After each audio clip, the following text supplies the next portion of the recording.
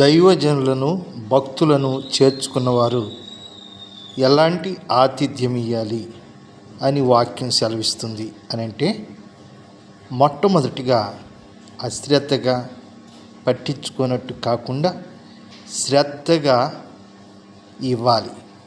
రోమపత్రిక 12:13 వ్రాయబడింది. రెండోది బలవంతంగా ఇవ్వాలి. వాళ్ళు వచ్చి కొంచెం బిడింపడవచ్చు, వాళ్ళు తీసుకోవడానికి కొంచెం నిరాకరించవచ్చు.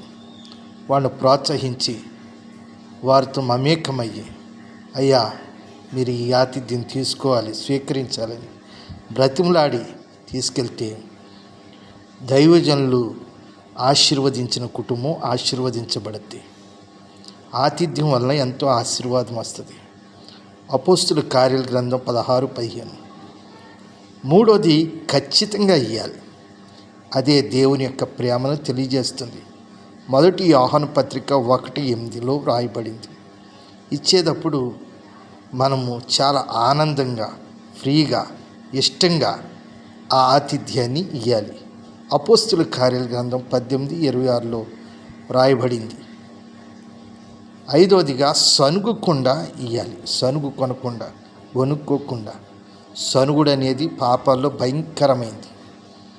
దేవుణ్ణి ప్రేమించే బిడ్డలో సనుగుడు గొనుగుడు ఉండకూడదు. సనుక్కోకుండా ఫ్రీగా, స్వేచ్ఛగా ఇవ్వాలి. 1 పేతురు పత్రిక 4:9. ఆరవదిగా ప్రేమగా ఇవ్వాలి, ఇష్టపూర్వకంగా. 1 తిమోతి పత్రిక 5:10 వ్రాయబడింది. ప్రేమపూర్వకంగా అంటే వాళ్ళతో కలిసిపోయి ఒక ఇంట్లో సభ్యుల్లాగా, బాగా దగ్గర సహవాసం కలిగిన బంధువుల్లాగా అని ప్రేమించేవాళ్ళు.